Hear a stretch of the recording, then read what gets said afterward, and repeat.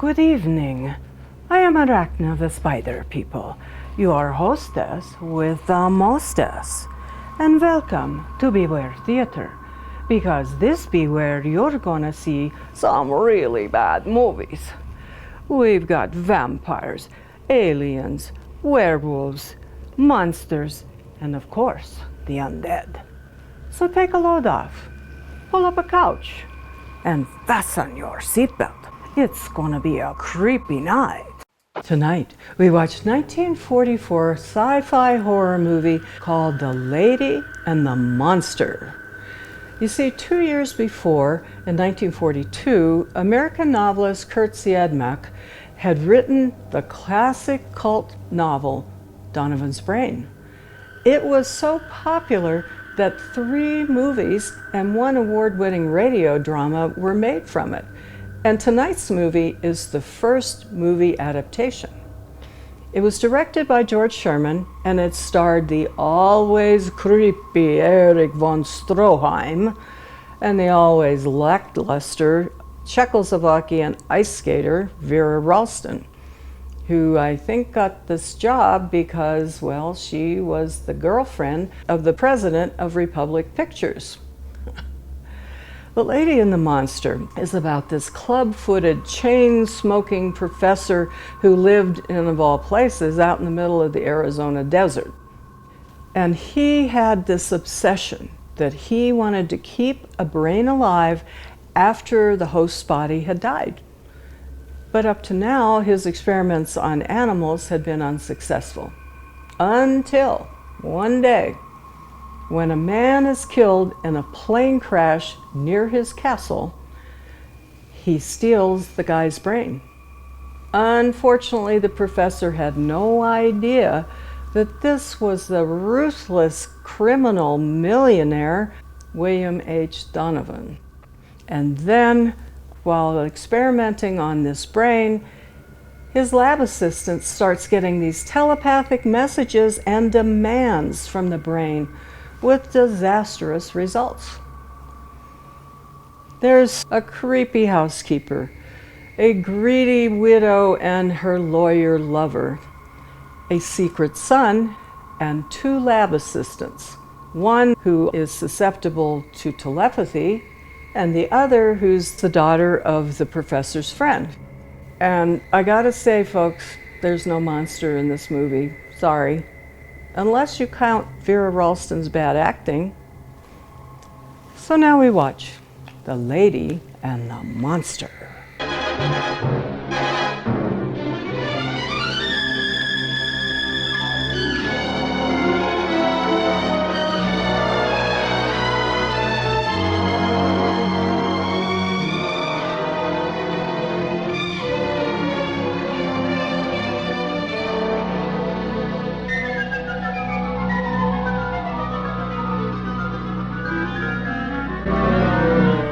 Our story begins on the edge of a lonely desert in Arizona.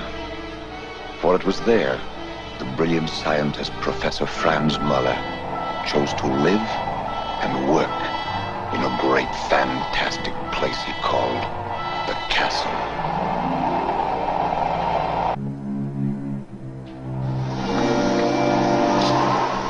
Professor Muller, I was worried.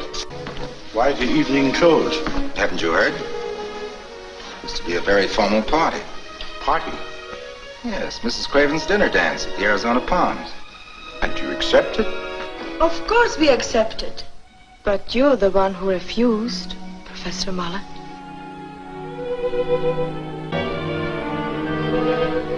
My dear Janice, you ought to know by now how I love society. No, those things are not for me. Besides, I have some work to do. What have you there? Oh, Patrick, look. It's a monkey.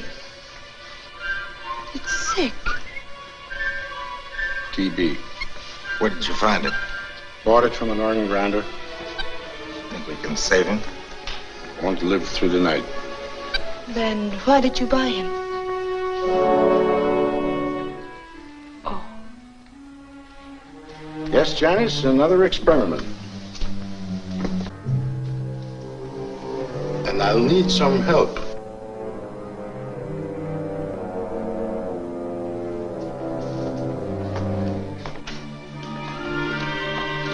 So you won't give up, huh? But not until I have proven that the animal and human brain can be kept alive even after death. I shall try and try again until I succeed, or shall die in the attempt. But you already know you can keep the brain alive. I merely think I do. I've never succeeded yet. And if I could prove that, what do I know about the brain itself? Nothing. Can it think? Remember after its body is dead? Could it be made to feel, to hear perhaps, or to express itself in some way? To contact the living? And if you did find out, what would be the benefit?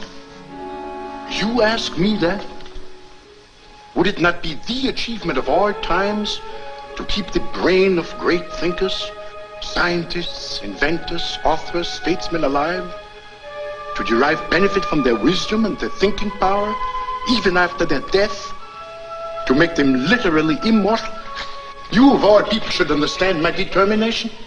Just being an authority on the encephalograph wasn't enough for you. You wanted a chance to actually work with it, to prove that it could be practical. Could be. It is practical. You see?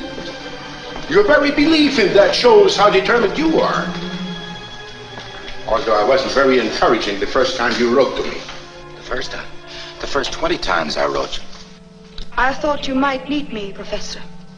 No experiment could possibly be successful without my 2 loyal assistants, provided that your interest in science still comes before dinner parties. What can I do to assist? I need all necessary instruments for trepanation.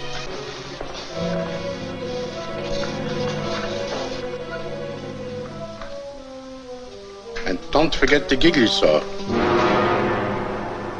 The giggly saw? It was Professor Muller's contention that every living brain has an electric beat, which can be measured with an encephalograph or electric amplifier. A pump supplies blood to the main arteries in order to keep the tissues alive. As long as the brain functions, the pen records its beat and at the same time computes its strength. What you can see from these alpha and beta waves, beyond any doubt, that the monkey's brain is still alive and awake.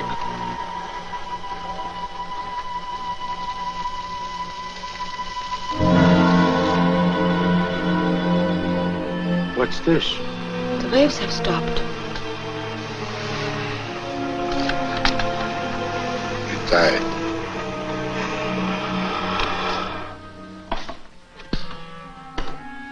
Must remember the monkey we had was sick. Perhaps if we had an animal that was in perfect health, we might be able to... Perhaps. In any case, I've kept the monkey's brain alive for 1.5 hours after the animal's death. That is a tremendous step forward in my experiment. And what I did with the simian's brain, I could do with the brain of a human being, if I had one.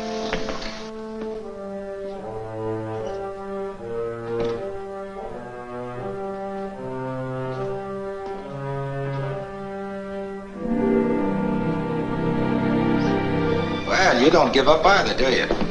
Not when it's been months since I was invited to a party. I'll get the car.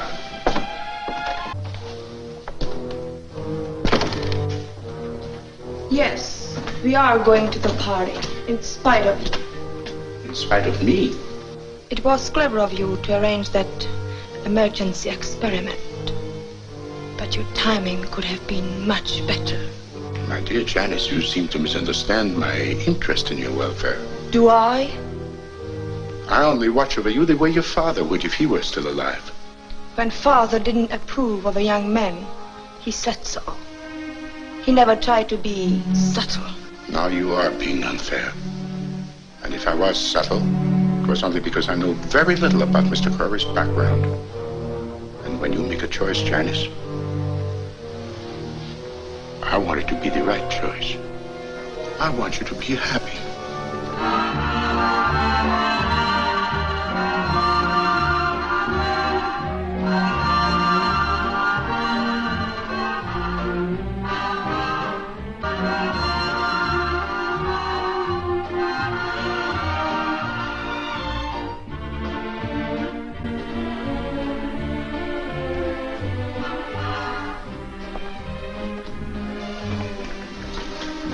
I hope you don't mind, Janice. How does Mrs. Fane manage to be in so many rooms at the same time? Why blame her? Professor Muller is the one who told you to stay away from me. Well, didn't he? Well, he did imply that when your father died in Czechoslovakia that you were left to his care. He makes his interest sound so paternal, doesn't he? Telephone, Mr. Corey. Professor Muller. Put Mr. Corey's call on this extension, please. Hello? Hello, Corey. I'm sorry to disturb you. Never mind about that. What's the matter? What's happened? A plane crashed a few minutes ago near the Ranger station. There's only one man on duty, and he couldn't locate Dr. Martin, so he called me. I was going to start immediately, but there's something wrong with the starter of my car. As long as you have the station wagon, I thought you would be glad to help out. I'll leave right away. Goodbye.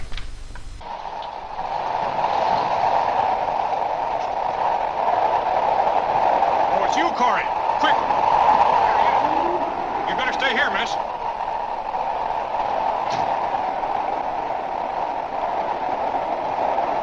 Only 2 men in there. I think one's still alive.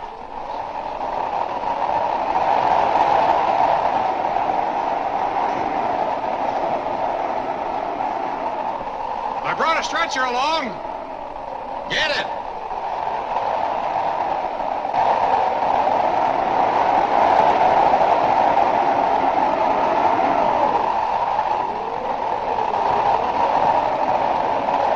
I can't go with you. I'm the only one on duty here. Never mind about that. Just keep trying to get Dr. Martin. What'll I tell him? Tell him there's a chance to save this man's life. We'll be at the castle. All right.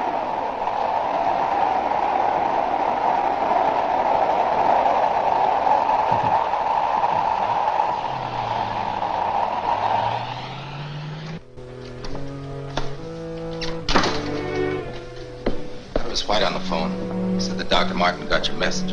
It's on its way over. His pulse is down to 38. Slowing down with every second. Dr. Martin is here. Hello, Dr. Martin. Professor? My goodness, what a night. But it's always this way. Whenever we have a storm, I can depend on at least 3 calls. Tonight I have 4. There's still Mrs. Baxter up the road with a broken leg. Quite a place you have here, Professor Miller. Looks like you have everything I'll need in case we have to have an emergency.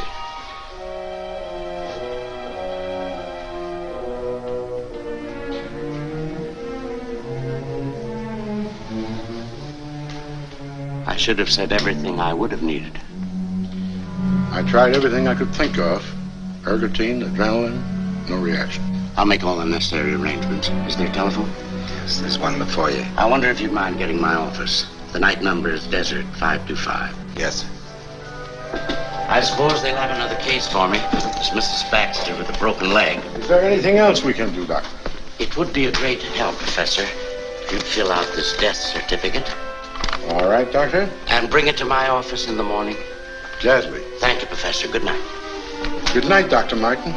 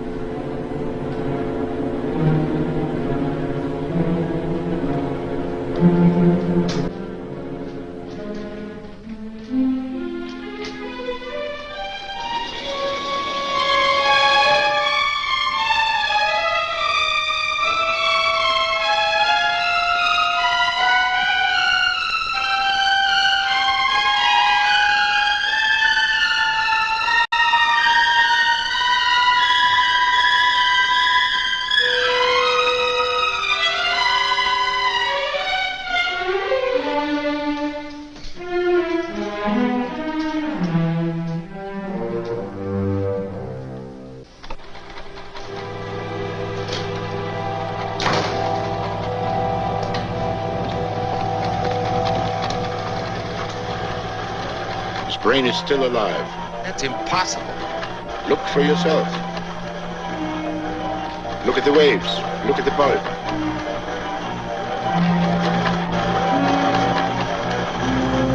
Those reactions. It is alive.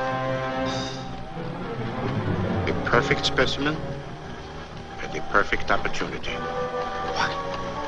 Why not? Haven't I been waiting for a human brain to prove my theory? Haven't you been waiting for a chance to prove the possibility of the encephalograph? What, did you intend it to be a parlor game, huh? Are you mad? Why, that would be criminal. My dear Curry, I'm not suggesting murder. Man is already dead. Dr. Martin declared him dead. But it's still time for us to make the experiment.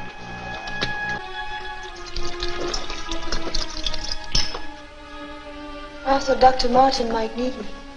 I want some instruments sterilized, please. Where is Dr. Martin? He's not here. He's gone. Professor Muller is going to do a little surgery. Forceps, small, medium, and large. 2 scalpels. 3 hemostats. Giggly saw. Is it a head injury? I said giggly saw. Is he alive?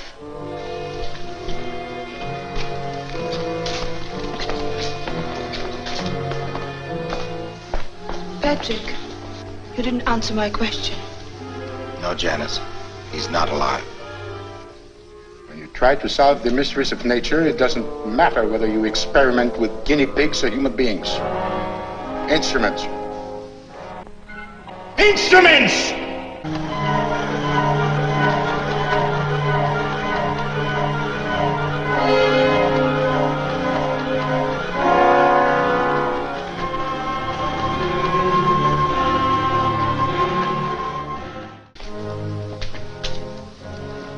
Oh, that reminds me. Fill this out, Corey, will you? Death certificate? Oh, yes. Dr. Martin left it. Who's going to sign it? Dr. Martin, of course. All I gotta do is fill it out.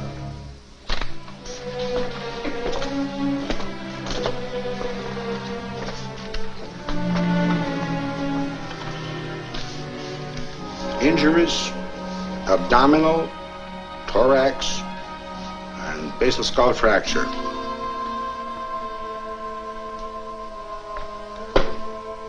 Cause of death, internal hemorrhage. Don't you realize what you did is against the law? It's illegal. Don't you realize it's what we did? Who was this man? Let's see.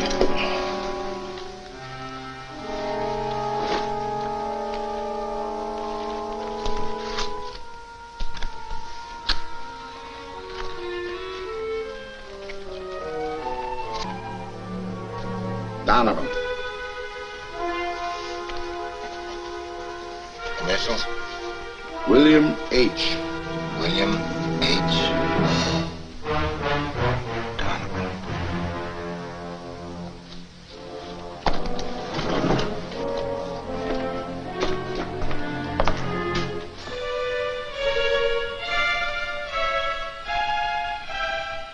So you think it's just a matter of getting Dr. Martin to sign a death certificate, do you?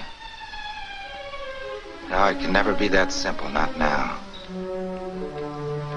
Because you, my dear Professor Muller, beg pardon, we, have just stolen the most illustrious brain in the entire country. The brain of William H. Donovan. So senior citizen Professor Mueller has retired to Arizona, but not to sunny Sun City, rather windy, desolate desert somewhere. And instead of playing golf and pickleball, he secludes himself in his laboratory deep into his dingy European-style castle to experiment on trying to keep brains of dead animals alive. Also living in this castle is his creepy housekeeper, his newly hired assistant, Dr. Corey, And Janice, this jumpy daughter of a dead friend of his, who he has promised to protect, but I think he also secretly lusts after her. And he also seems to enjoy freaking her out by asking her to bring him the jiggly saw. Jiggly saw. Well, folks, that's a very disturbing piece of equipment with a serrated wire and 2 handles that surgeons use to saw through bones. Up to now, all of Professor Mueller's experiments on animals have failed. If only he had a human brain. Well, be careful what you wish for, Professor, because a plane has just crashed in the desert near your home, and you have been asked to help with the survivors. So he sends Janice and Dr. Corey to the crash site to bring the sole survivor back to the castle. And now Dr. Corey and Professor Mueller have a good news, bad news dilemma. The bad news is the sole survivor just died. The good news is they have a human brain that they can work on. The dilemma is, if they experiment on this brain, is it murder? Well, I mean, the guy's dead. Is it illegal? Well, they're not attorneys and they don't seem to have time to look it up. Okay. Is it immoral? Nah, they don't care. They just want to experiment on the brain. Until they discover that they have swiped the brain of the most illustrious thinker in the whole United States. They swiped the brain of William H. Donovan. Oops. What you want me to hold that bone so you can test your jiggly saw? I don't think so. I can't believe it yet. I never thought I'd live to see the day when I declared the great W.H. Donovan dead. Yes, you're quite a celebrity, Dr. Martin. I don't like it a bit. Newspaper reporters calling all morning, people asking questions. Well, Doctor, I know you're a busy man, and as there's nothing else we can do... No, there's something else. Mr. Donovan's wife and his attorney are in the waiting room. They'd like to ask you a few questions. Of course. Another reporter, I'll bet you. Excuse me. I'm Professor Mueller. This is my assistant, Mr. Corey. How do you do? Well, I'm Eugene Fulton, Mr. Donovan's attorney. This is Mrs. Donovan, gentlemen. How do you do? How do you do, Miss Donovan? I understand from Dr. Martin that it was you who braved that storm to bring Mr. Donovan from the plane. Yes. I want to thank you, both of you, for everything you did for my husband. I regret we were unable to do more. Well, apparently there was nothing more that could be done. And we've received Mr. Donovan's wallet and his personal possessions. Since you were the last persons to see him alive, we wanted to know if... Yes. Did Mr. Donovan say anything before he died? I mean, did he leave a final message? He was in complete coma when we found him. And he never for 1 second regained consciousness. Is there anything else we can do? No, thank you.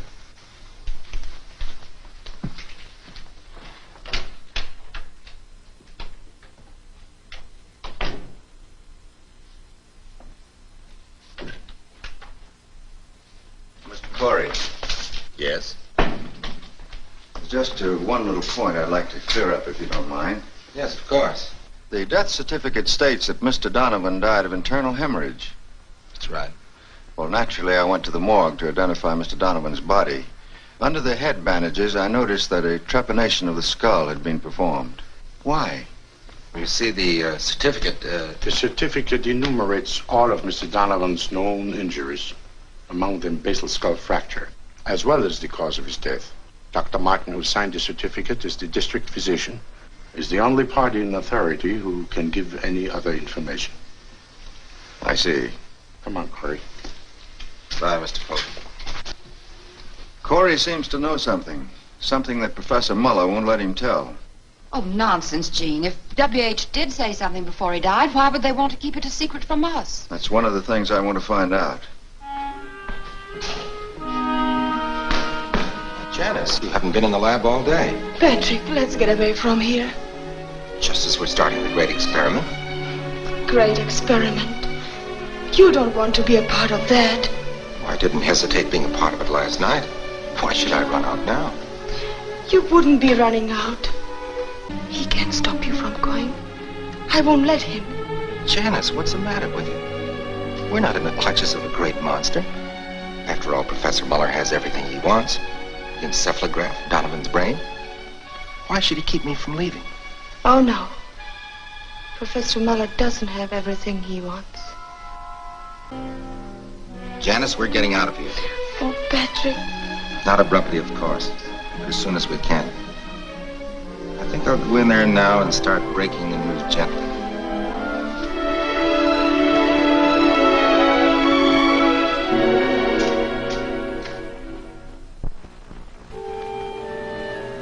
Corey entered the laboratory with every intention of telling Professor Muller of his decision to leave. But Muller's absorbed manner caused him to hesitate.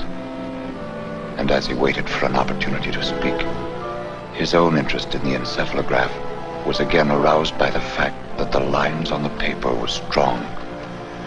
The brain was alive. Curiously, Corey watched. Then his curiosity turned to fascination. That same fascination erased all thought of Janice and bored deep into his scientific mind, intriguing his undying ambition to be at least partly responsible for an important contribution to science.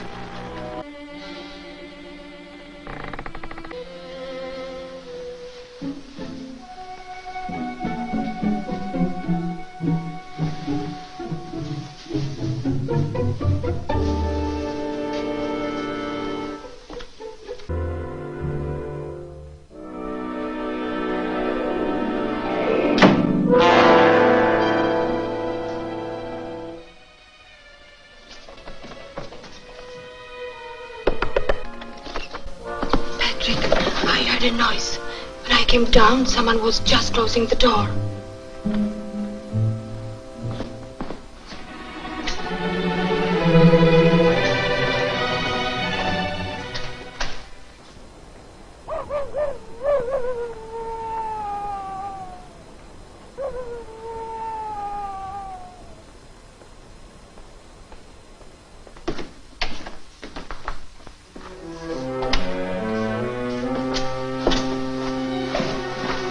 Nothing. But I saw the door closed. It's probably Mrs. Fame taking a midnight walk. I'm afraid. I tell you, it was nothing. Oh, not because of that. I'm afraid of just being here. Did you say anything to Professor Muller about going away? I'm not going, Janice. Don't you leave, either. Don't ever leave.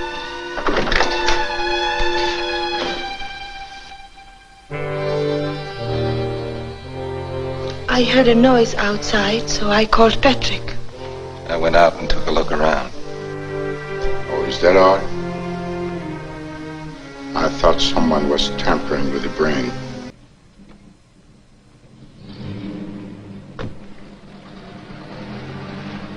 Were you in the house? I was in the professor's laboratory. Well, what did you find out? Proof. They've stolen the brain. I'm going to call the police. Oh, no, dear. That would be stupid. Stupid? But what do you expect me to do? I expect you to remember what the rest of the world doesn't know yet. That the fabulously wealthy William H. Donovan left you without a dime. But you were so sure that there was money hidden away. I am sure, dear. That's the reason we can't take a chance of notifying the police yet. This experiment of Professor Muller's might be successful. And if it is, we'll have everything we want. The whole thing sounds fantastic. It is fantastic. Almost as fantastic as the life and death of William H. Donovan.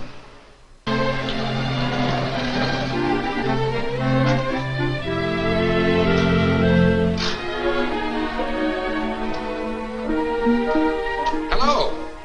Hello, Patrick.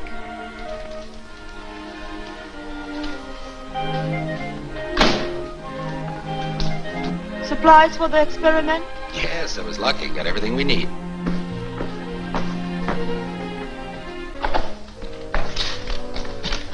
Did you get the blood plasma?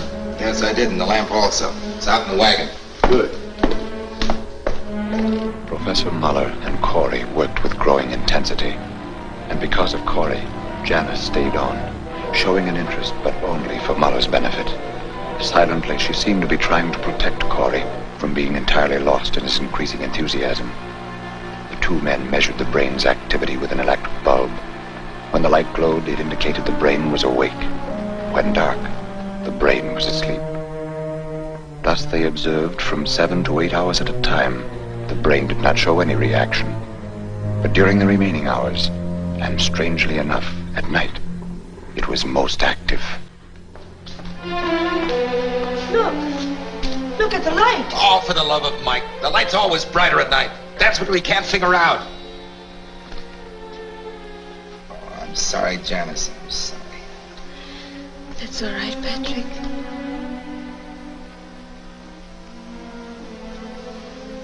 Yes, it is strange.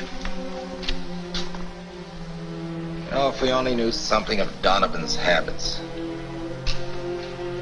We could do some research on the man. Good. Call up the Excelsior Shipping Bureau. Have them send us every word that has ever been printed about William H. Donovan.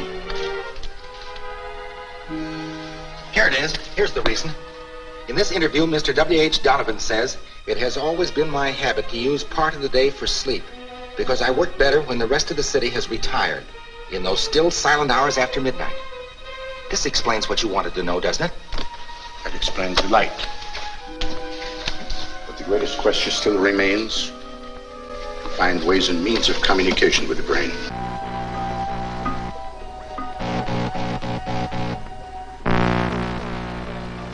Almost human. Seems to feel. Almost. It does feel. It even seems to tell us something. You'd only find a way to understand its message. No, Patrick. Please. You've gone too far already. Stop now? Why do you think we went into this experiment, huh?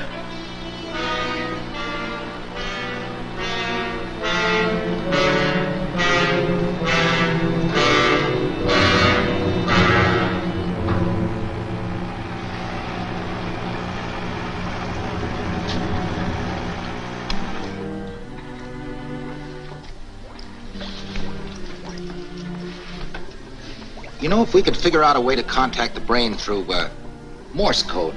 What makes you think Donovan knew Morse code, huh? I don't care whether he did or not. He could be taught. A brain that could think and learn. And even if it could understand, how could it answer us? We can't decipher these waves. Oh, that's right. There's no way of decoding it. What about telepathy? Telepathy? Why, yes, it's not impossible. We know positively that every human brain produces and discharges microwaves which travel through the medium of air until they reach other brains in a receptive state. On the same principle as radio waves sent by a transmitter are received by radio sets. Yes, but how could we apply that theory to this? If we could strengthen the brain, overfeed it, so to say, the electrical output would increase, which would favor telepathic transmission. But I still say, how could we apply it? Well, we would need a medium, someone who would be able to make his own mind an absolute blank.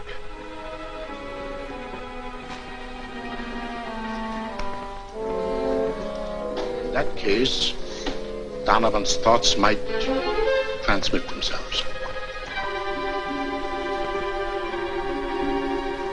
Corey had reached the stage in his work where he felt he was being driven on by something stronger than himself. Night after night, he would stay on in the laboratory long after Muller had retired. Finally, he moved a cot into the room so that he might remain constantly near the experiment. Between fitful hours of sleep, he worked feverishly. One night, discouraged by the slowness of the increase of chemical and tissue changes, he deliberately overfed the brain with enriched blood plasma. And then he watched, hopefully, waiting. It was that very night Patrick Corey received his first message from Donovan's brain. So not only was William H. Donovan a shady businessman, he was also a horrible person. I mean, he didn't even leave a cent to his wife in his will. So, she and her lawyer boyfriend are scheming to try to figure out how to get their hands on his ill-gotten millions. So they go spy on Mueller's experiment and realize that maybe if they can communicate with the brain will tell him where the money is. And Janice, well, not only is she terrorized by the sound of a jiggly saw, she wants nothing to do with the experiments that they're doing. So she begs Dr. Corey, please, please, come with me now. Unfortunately, Dr. Corey and Professor Mueller are deep into trying to keep Donovan's brain alive and also to communicate with it. So, because the brain is more active at night, they stay up with it, they tap on the glass, they twirl dials, and they argue, how are they going to communicate with this brain? And the actor who plays Professor Mueller is Erich von Stroheim, a very celebrated director, producer. He was a screenwriter and a character actor, and he was best known for his creepy intensity and perfectionism, which you can see in this movie. I mean, he's limping and chain smoking and putting his glasses on his head, giving the stare. Of course, his stare isn't as good as Bela Lugosi's stare, but it could still top you in your tracks. Deadly, why do you have a brain on your head? You're trying it on for size and you want to see if it works, but you can't figure it out because the instructions are in Morse code.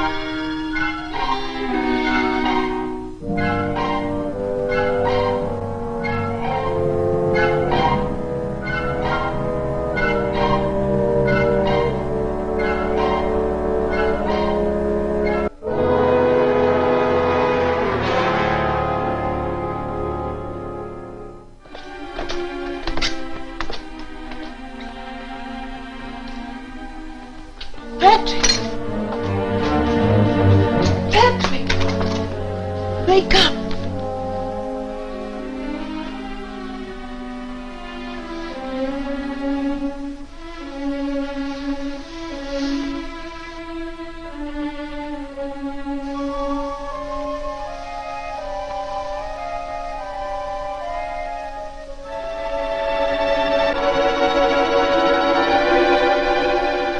Janice, look, I contacted the brain. Of course it was written by me, but it's the exact signature of W.H. Donovan. Don't you see the scrawl, the hard H, and the flourish on the end? And you've written it with your left hand. But still, that isn't sufficient proof that it was Donovan's brain that influenced you telepathically. You and I happen to have read Donovan was left-handed, and you have seen his signature in facsimile in some magazine. So therefore, it could be autosuggestion or self-hypnosis.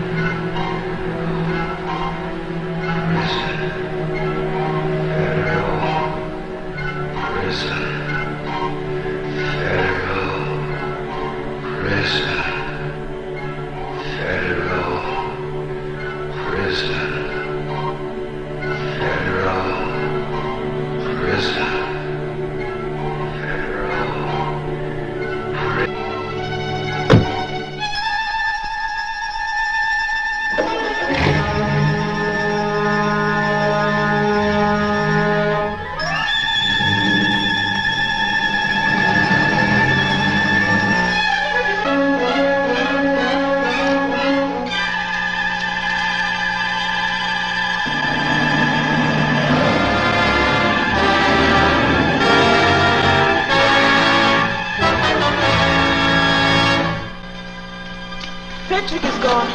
I've got to stop him. Perhaps you received another telepathic message. Please do something. If I put some morphine into the bloodstream, it will stop the brain activity for quite some time.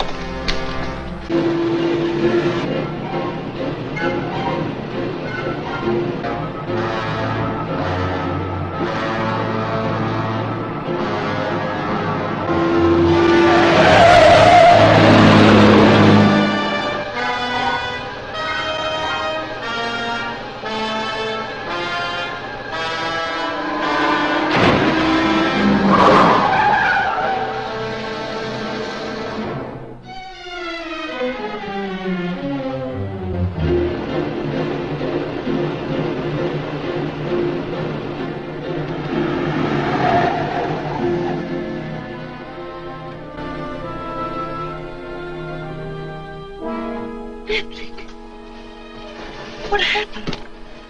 Darling, where were you going? I was going to Los Angeles. Federal prison. Federal prison? Why, you must have been dreaming. No, I have to go to federal prison. But why? What would you do there? Janice, try to understand. It was a voice, or maybe it wasn't a voice. I don't know what it was. It was something. It was an order. I have to go. You've got to stop this experiment. You tell Professor Muller to take care of the brain. Patrick! I'm not going back with you. Take me with you. Janice, Professor Muller will need a new assistant more than ever. Yes, no doubt he does. And it's about time I showed some interest in the experiment.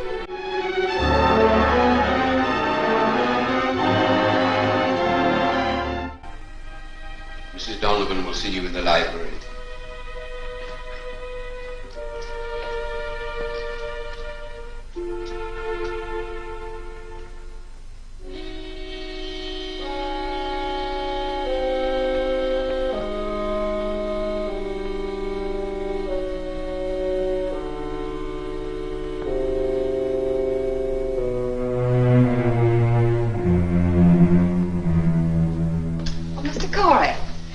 Glad to see you. How do you do, Mrs. Donovan? Please sit down. Thank you. Cigarette? No, thanks.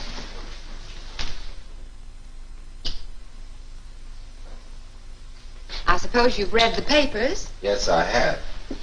It's absurd, the ridiculous things they're saying about Mr. Donovan. Mrs. Donovan, I've had something on my mind that I think you should know about. Yes? It's about Mr. Donovan's last words. Then he did say something. Yes. There were 2 words he kept repeating. 2 words? Federal prison. Oh. Well, that place has no significance for me. But let me call Mr. Fulton. Perhaps he has an explanation. Excuse me, please.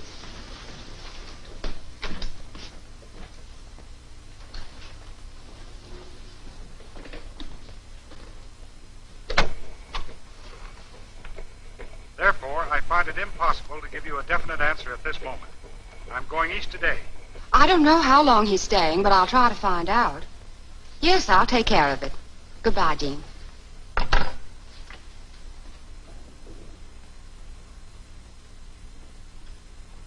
On my return, I'll discuss your letter at the next meeting of the Board of Directors. Oh, I apologize, Mrs. Donovan. When I saw the dictograph, it was a temptation to hear your husband's voice again. I can understand, Mr. Corey. I spoke to Mr. Fulton. Yes? He has no explanation to offer.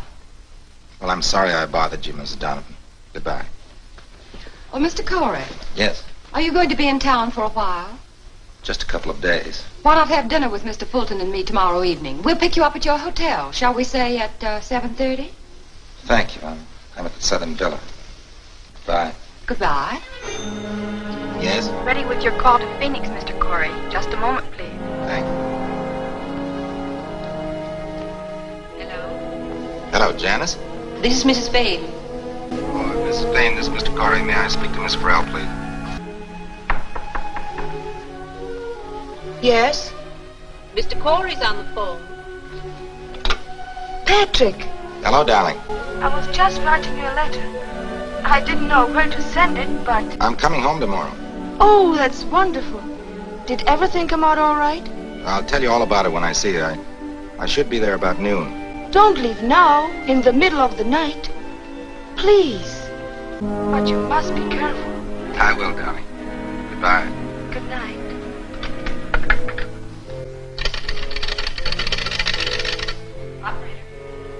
Alberta, I was just talking to Los Angeles. I was cut off.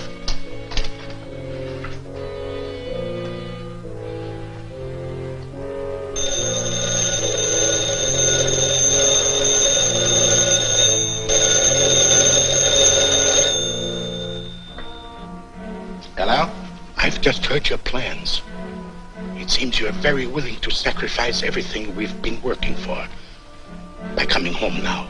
Well, I did have a chance to hear Donovan's voice over the dictograph, and it was the same voice I heard last night, and that was all. I haven't been able to contact the brain since. No wonder. I've administered some morphine to the brain after you left. Naturally, it was in no condition to contact you. In fact, it is still sleeping soundly. Well, in that case, I hadn't better hurry home. It would be only fair of you to stay at least another 24 hours to give the brain a chance to contact you again. Janice is expecting me. I better let her know. Don't worry, I'll explain everything to Janice. And call me if you have any news. All right, Corey. Good luck. And good night.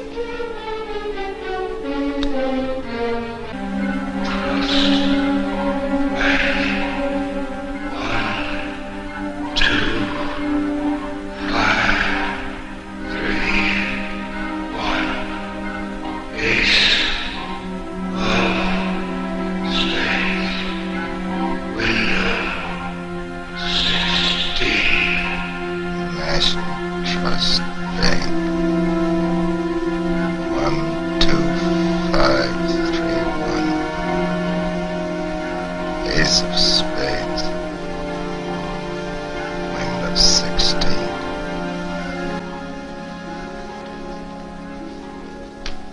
$12531. That's not a signature. It is. Make it $1,000 bills. One moment, please.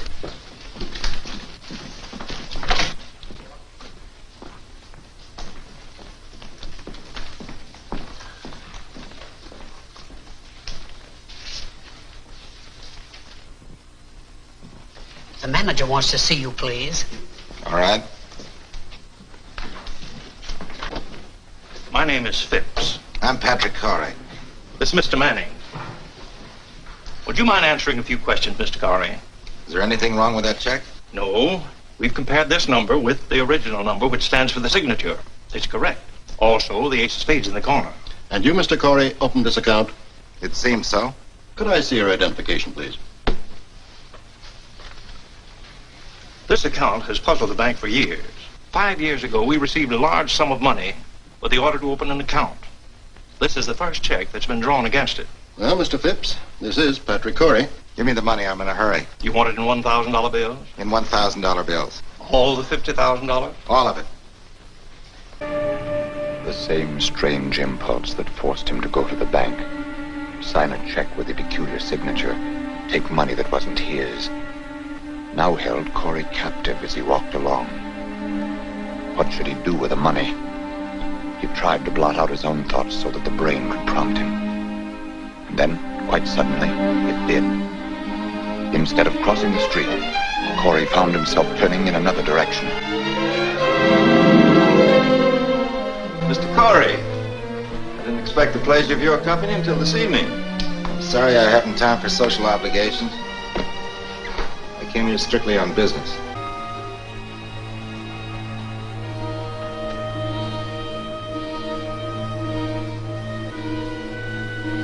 I want you to get a man out of federal prison. That sort of thing isn't so easy. I know.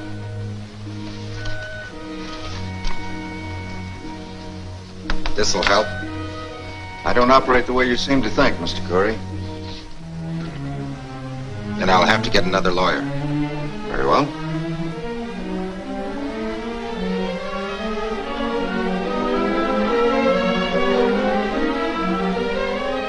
But don't you want to tell me first whose case it is you wish me to handle?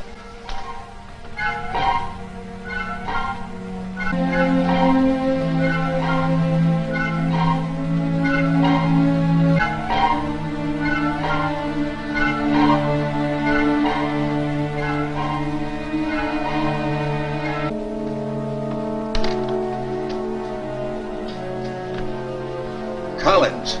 That man's been convicted of murder and sentenced to death. It's hopeless. It isn't hopeless. Money's no object. Well, I must know more about this. What's your interest in the case? Strictly personal. All you have to do is follow my instructions. Well, I can't make a decision now. You'll have to give me time to think it over. All right, tomorrow morning.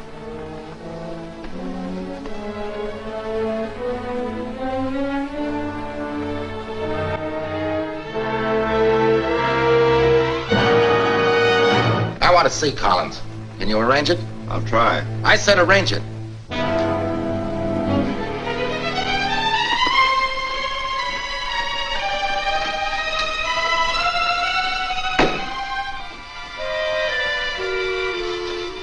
Report to me again tomorrow.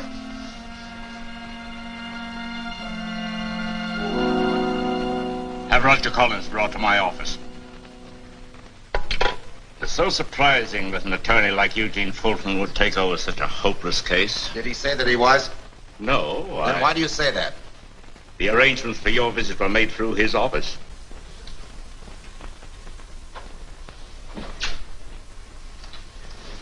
Roger, this is Mr. Corey. Hello, Roger. I don't know you. You don't? No, of course you don't. But I want to help you, Roger. Sure. That's what they all say. My lawyer tells them to say that. He's trying to prove I'm insane now. But you're not. You're not guilty either.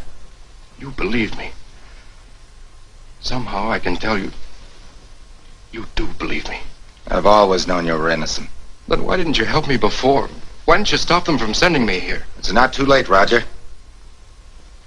Is there anything you can tell me that you didn't tell them at the trial? No. Why should there be?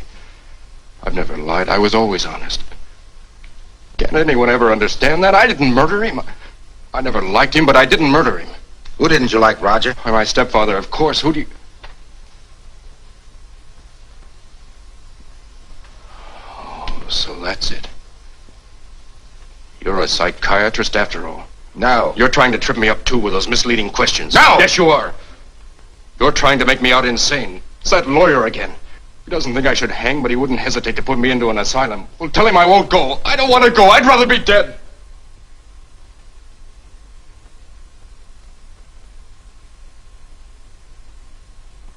And for the kind of tricks you pull, I wish you were dead, too. His stepfather. What did you say, Mr. Corey? I was just trying to remember something. Thank you, Warden. No, not at all. His mission had failed. But from this moment on, Donovan's brain took possession of him without respite. As Corey walked along, the voice came to him, urging, demanding, echoing back from the stony walls of the prison corridor.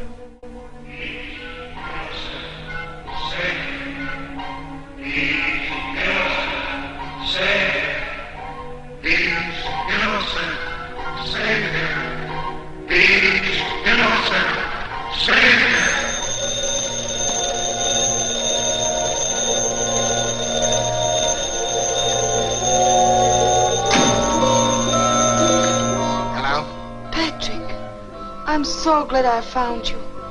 You mustn't come back to the castle now. Wait for me.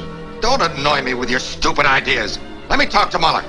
I don't want you to talk to him. Anyway, he's locked himself in the laboratory. But I know he keeps filling the brain, giving it more and more adrenaline, so that...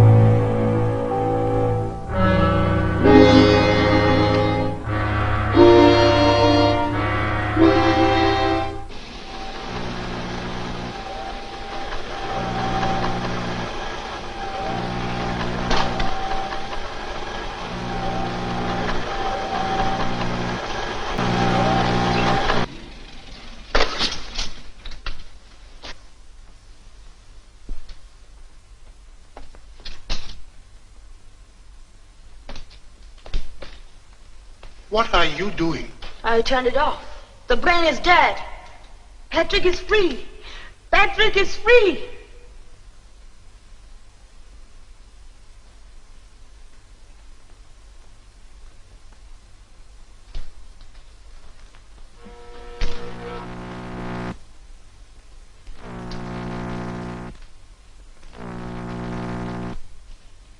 So because Donovan's brain was active at night, Dr. Corey moves in and sleeps in the lab in order to observe it.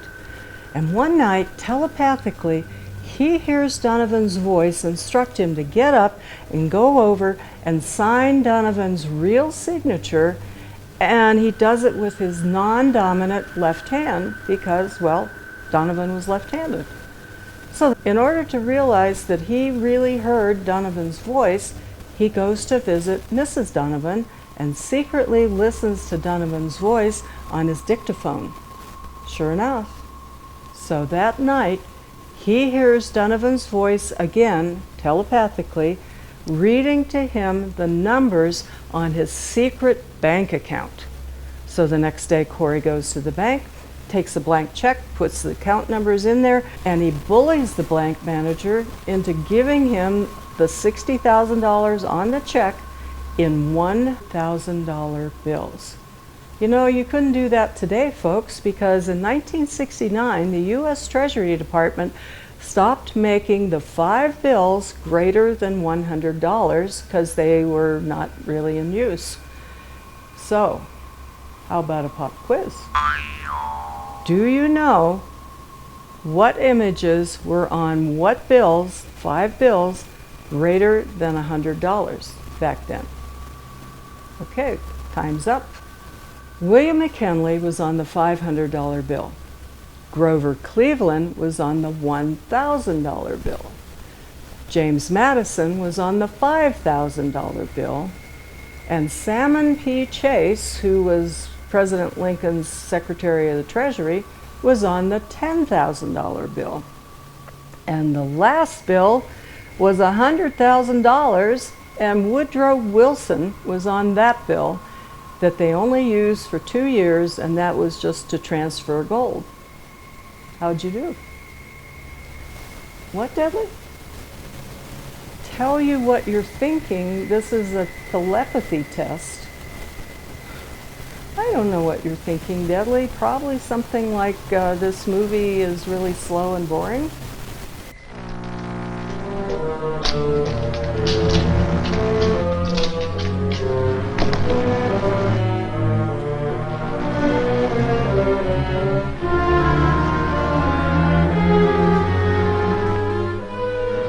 So you thought you could stop the brain, kill it, by merely turning off the current, didn't you?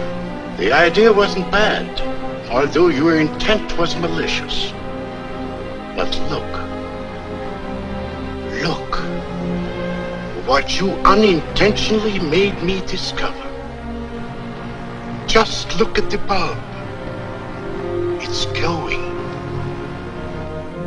The brain is alive, awake, and working, independent of electric current, self-sufficient. You mean nothing can stop it? Nothing but the physical destruction of its very substance. Physical destruction. Please let me. I want Patrick to be free. I don't. Why should I? You monster!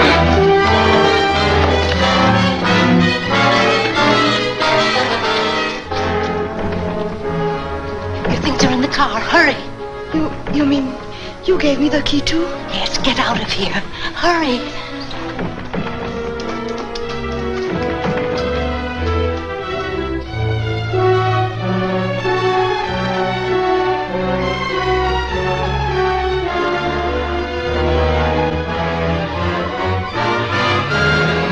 Why are you so determined to establish Colin's innocence? I'm not paying you to ask questions. What are you going to do about this case? Well, I've been doing some research. I found several witnesses that might prove difficult. One in particular. I believe they called her the star witness at the trial. Who was it? Oh, it was this child, 13 or 14 years old. She lives next door to the house where the murder occurred. But she came forth with some very damaging testimony against Collins. Give her parents some money and tell them to take her over the state line. But you can't bribe people to do that. You can't pervert justice. You just can't. I can. I can buy anything. I don't want the girl found until Collins is freed.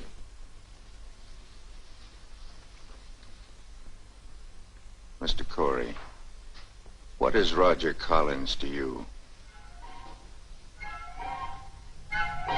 I told you I wasn't paying you to ask questions. That's my privilege. Mr. Fulton, what did you say the name of the star witness was?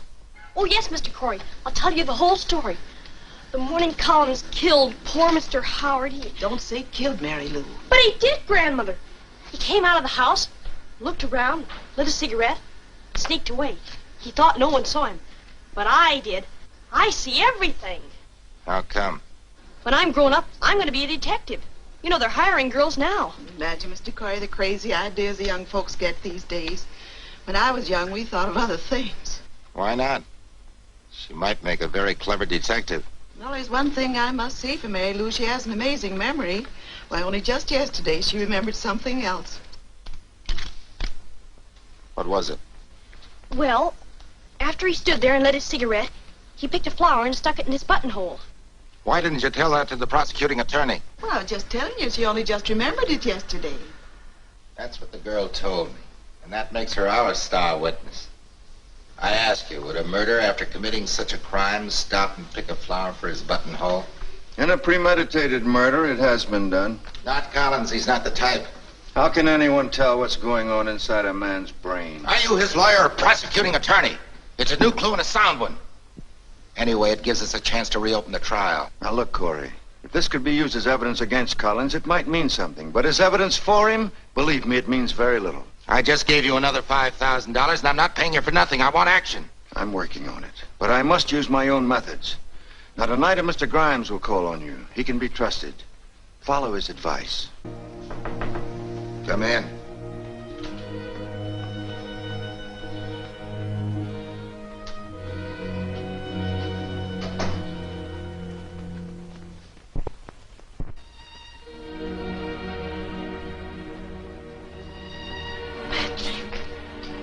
Why did you come here? What do you want? How can you say that when you need me so much? I don't need you. I don't need anybody. How can I help you? What can I do? You can't do anything. Get out! I have tried to destroy the brain, but Professor Muller... Yes? Mr. Grimes wants to see you. Send him up. Who is it?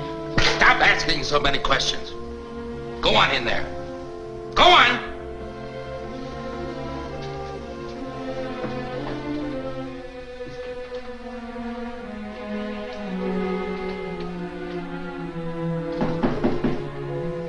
Come in. Corey?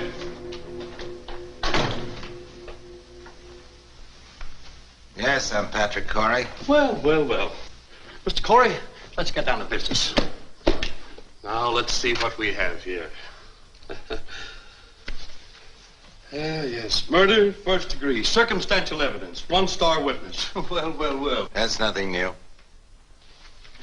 Mr. Corey, I'm a man of few words. You want him free, I'm the man to do it. You want quick action, you'll get it from me. What do you suggest? The opening of the trial. Bribe the witnesses, helping the jurors make up their minds. Altogether, $100,000. 50 on deposit and 50 on acquittal. I'll have to talk to Fulton first. It can only be done through me. Mr. Fulton is a lawyer and a public figure. He gives the anesthetic, I pull the teeth. 100,000 is okay on delivery, but not 1 cent down. Well, it's been nice knowing you, Mr. Corey. I can understand your feelings. Money is a hard thing to part from. Wait a minute. Oh, no hurry. I'll give you time to make up your mind. You talk to Fulton tomorrow.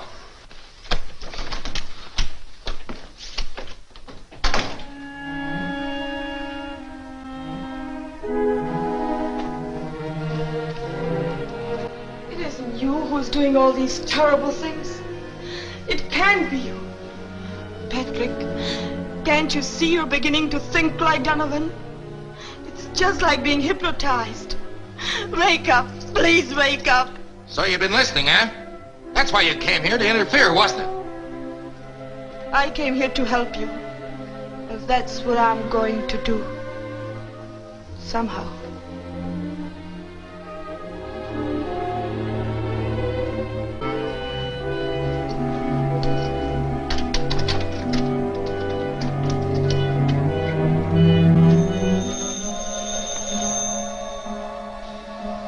Hello? Mrs. Fame, I must talk to Professor Muller.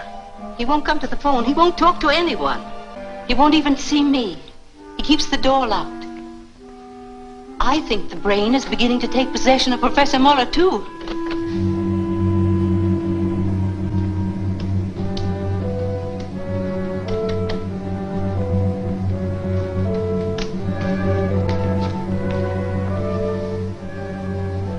Sudden interest in Miss Farrell's welfare is really most touching, Mrs. Fame.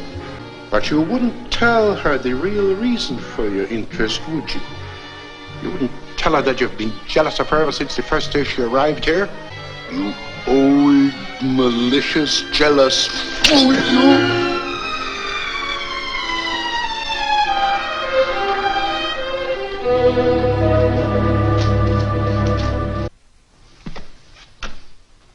Perfect timing, darling. Not on your part. I had these ready 15 minutes ago. Well, Grimes was a little late. However, everything is coming along splendidly. He'll pay? Oh, yes, and he'll pay more. Are you really reopening the trial? Certainly. But what if Collins can prove his innocence? It'll never come to that. The young lady has arrived. A young lady? Grimes seems to think it's Corey's fiancée. Will she complicate matters? Oh, no. On the contrary. Strange.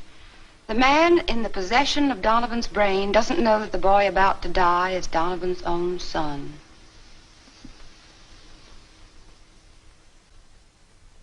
I want results! I paid Grimes all the money he wants. Now I want action. I can't understand how a man with your background can lose his balance so easily. Have you seen the morning papers? No. Well, look at that.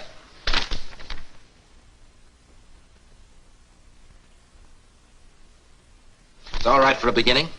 However, there's a hitch. Yeah, new hitch, new money. I'm not talking about money. I'm having trouble with one of the witnesses. Which one? The star witness. Mary Lou? Exactly.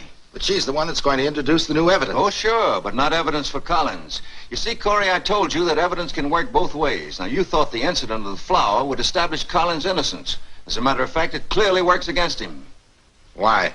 It was Collins' habit to wear a flower in his lapel every day. Without it, he would have been conspicuous. So you can understand why he picked one that particular day. Well, the child is no help at all. What about the other witnesses? 1, 2, 3, 4, 5. They're all right. The 6th is the child.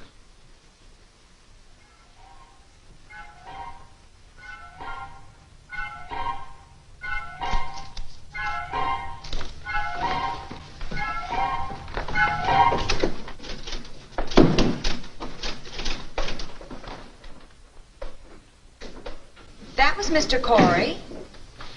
Yes, I know. But you said you were waiting to see him. I've changed my mind. I want to see Mr. Fulton. Immediately. What is your name, please? Janice Farrell. Miss Janice Farrell to see Mr. Fulton. Send her in. Yes, Mr. Fulton. Go right in, Miss Farrell. Thank you.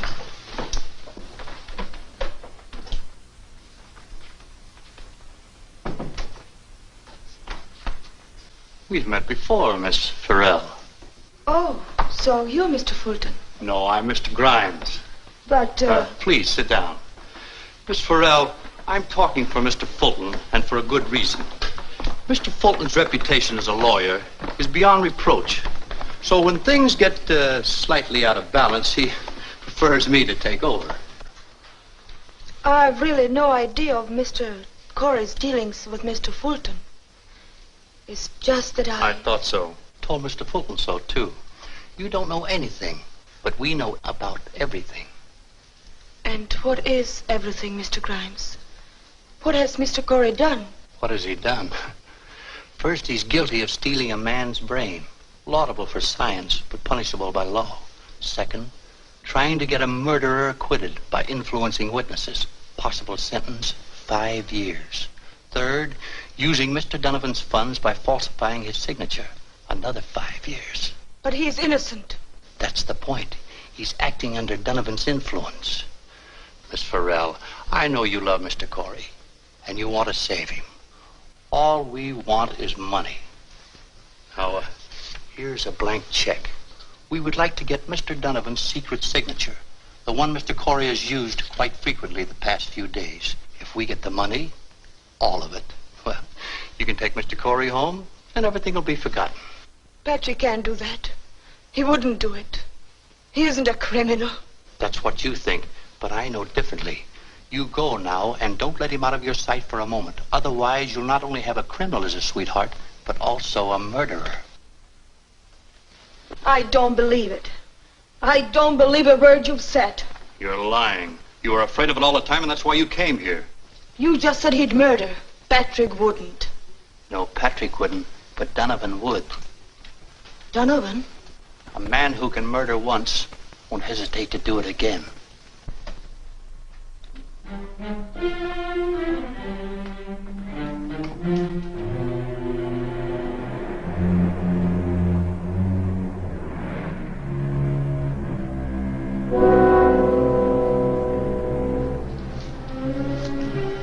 I want you to come with me.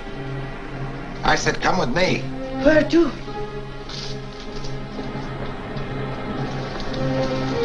Where are we going? I want you to meet someone.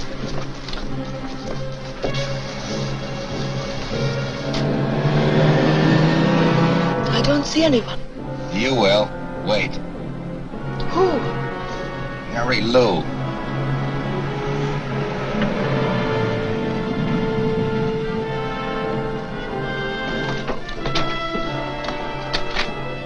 There she is now. Bye, kids. Bye, King. See you tomorrow. The smart little girl that observes everything. The bright little girl that wants to be a detective when she grows up. The clever little girl that...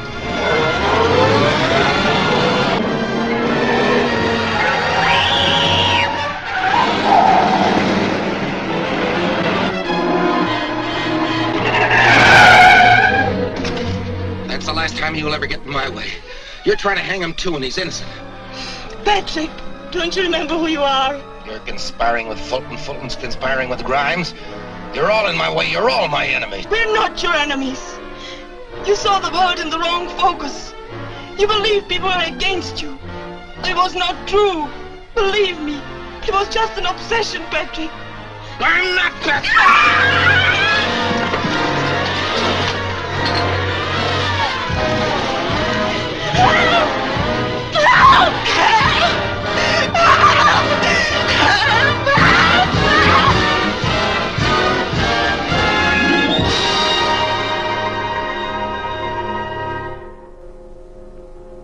Janice.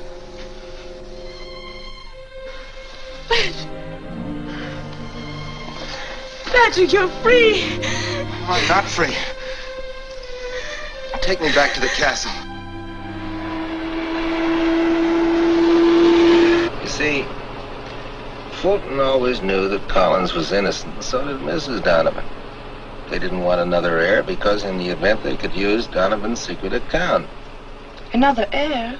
Yes, you see, Collins was Donovan's son by a former marriage he didn't tell anybody about. Well, Howard knew because Howard acted as Collins' foster father. And who is Howard? The murdered man. He was Donovan's secretary. He knew all about his detours to power. So it must have been Donovan who actually committed the murder. But why did Donovan kill Howard? Because he wrote the life story of Donovan, and Donovan didn't want it published. Well, he made him an offer, and Howard turned it down.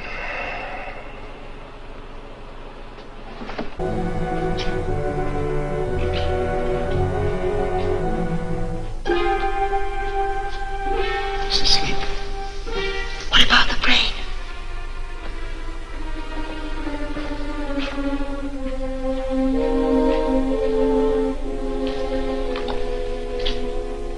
Professor Muller's put the brain to sleep. Not Professor Muller.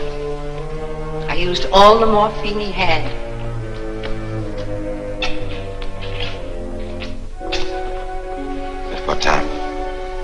2 o'clock this afternoon. That was... But Patrick, if the brain is asleep, that means... means it's time to put an end to it. No, Mr. Curry. Not yet. Not when we're so close to success. I don't want any more. I've had enough. It isn't a question of what you want.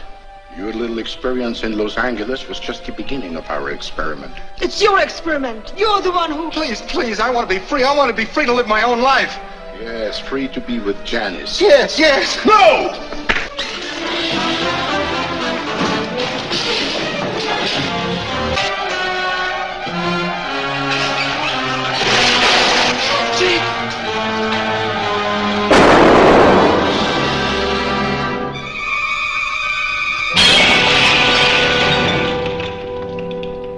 And so, the four who had shared a most amazing adventure finally found its conclusion. For Professor Muller, such a death was well deserved. He had tried to distort an experiment of science into a diabolical plot to further his own personal gains. Following a brief trial, Mrs. Fane was acquitted, but Patrick Corey, although he helped to free Roger Collins, was obliged to serve a short term in prison for his part in the experiment. However, Janice was waiting. So after all, there was a happy ending to his experience.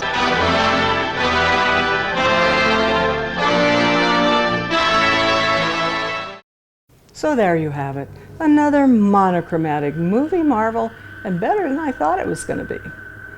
This movie teaches me to never underestimate the power of a psychopathic criminal's brain, whether it's inside the body or outside the body, or whether it has electricity or doesn't have electricity. I also learned that telepathy can get you into a whole bunch of trouble, especially when the messages make you commit crimes. So until next time, or not, this is Arachna of the Spider People, wishing you nighty night and reminding you that if you are a crazy scientist doing questionable research, do not tick off your jealous housekeeper.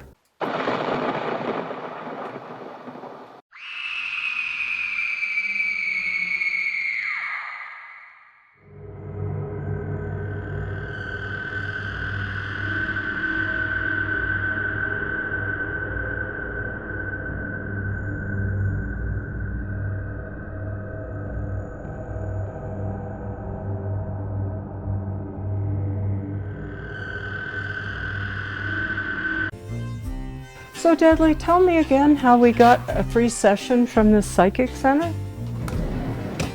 Your friend thought we'd be good subjects for the research project and that we would get free Disneyland tickets if they accepted us? Whoa, that's a really good deal, Deadly. I mean, Disneyland tickets are really expensive. Hello, we have a 2 o'clock appointment. Name?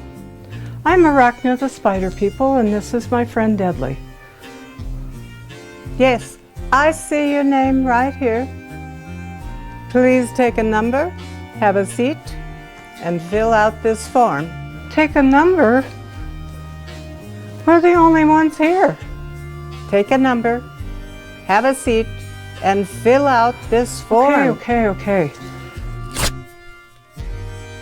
Number 457? How can this place be that busy? Okay, all right, we'll sit down, fill out the form. Sadly, this place is not busy. Why the high number? Oh well. Okay, let's fill out this form. Name, address, blood type. No. Eye problems. Deadly, I don't think I can fill this form out for you since you're dead and all. We'll just leave it. Boy, that was harder than I thought it would be. Whoa. Number 457. Calling number 457. Oh, 457. I have 457 here. This is so stupid. 457. Come on, Deadly. Okay, here's your number and here's your form. Thank you. Very well. Follow me. And that is why I recommend that subject is not suitable for current research. Your 2 o'clock appointment is here, Dr. Ziegler. Welcome. I am Dr. Ziegler. And you are perhaps telepathic? I'm Arachna, the spider people, and this is my friend Deadly. And we were referred to you by a friend to participate in your research, whatever that is. We here at the Science Center are doing research on subjects to see if they can transmit thoughts to each other. I can see that you have a brain, Miss Arachna, but does Mr. Deadly have a brain in that skull of his? I really don't know. I mean, Deadly can think and talk as well as anybody, but of course I have to translate for him because his voice is outside what humans can hear. So, what is this research and will it hurt? Fascinating. Please, have a seat. Well, I hope we don't have to put on those skimpy hospital gowns for this test. If we do, we're out of here. Of course not. We're only interested in your brains. We might have you bare your soul, however. We will test you to see if you can receive my thoughts. Miss Asta will assist us. Okay, we're going to start easy. These cards have simple shapes. I'm going to concentrate on one of the cards, and you're going to tell me which one I'm concentrating on. Close your eyes and concentrate. Even though Deadly doesn't have any eyes, he does have vision and he can turn it off. Right, Deadly? Okay, vision off. Whatever. Okay, what card am I concentrating on? What, Deadly? Deadly says he sees a circle. I see a circle also. Correct. Very good. Okay, how about this one? I'm sensing a square. What, Deadly? Deadly senses wavy lines. Very good, Deadly. You, nice try. Oh, way to go, Deadly. 2 out of 2. Okay, now for a change-up. Mr. Deadly, you will telepathically determine what card I am looking at, and you are going to tell Miss Arachna what card it is. Hey, why the bag? I won't cheat. No, not to worry, Miss Arachna. That's only to protect the accuracy of the answer. Okay. So calm down. Well. All right. Mr. Deadly, what card am I concentrating on? Deadly says he's holding a plus sign. You guys are amazing. Okay, enough for the cards. We're going to try something harder. Can I take this bag off now? No, keep the bags on. I am going to draw a simple shape, and you are going to draw that same shape. How am I supposed to draw when I can't see the paper? Just do your best, Miss Arachna. Easy for you to say. Ready?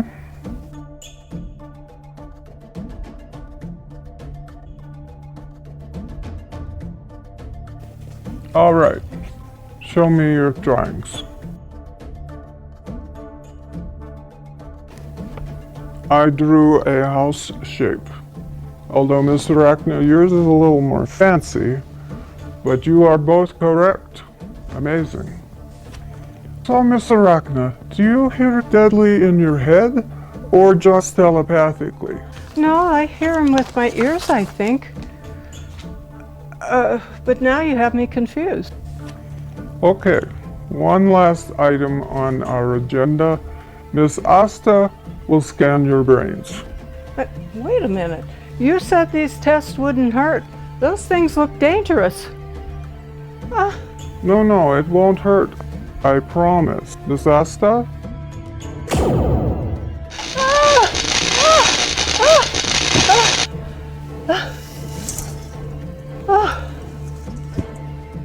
You said that wouldn't hurt. Sorry about that.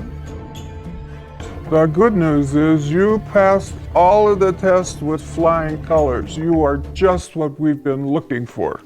And now for the final and hardest test. You mean there's a harder test? That was awful. What's that? That, my dear, is the preserved brain of the newly deceased director of this psychic center, who took the combination to this vault to the grave with him. Mr. Deadly, you will get the combination from the brain, and Miss Arachna, you will open the vault. All right, back here. Okay, Deadly, what's the combination? What? The brain is really protective of the combination. What is the combination? Okay, all right. Coming in. All right. Okay, we have 90, 46, 72, 14. Oh! What did we just do? I'm not going in there. That is the portal to our way home. We were banished from our planet for thinking outside the box and held captive by that evil brain. Thank you, Arachna and Deadly, for opening our portal. And, oh, here, have fun at Disneyland.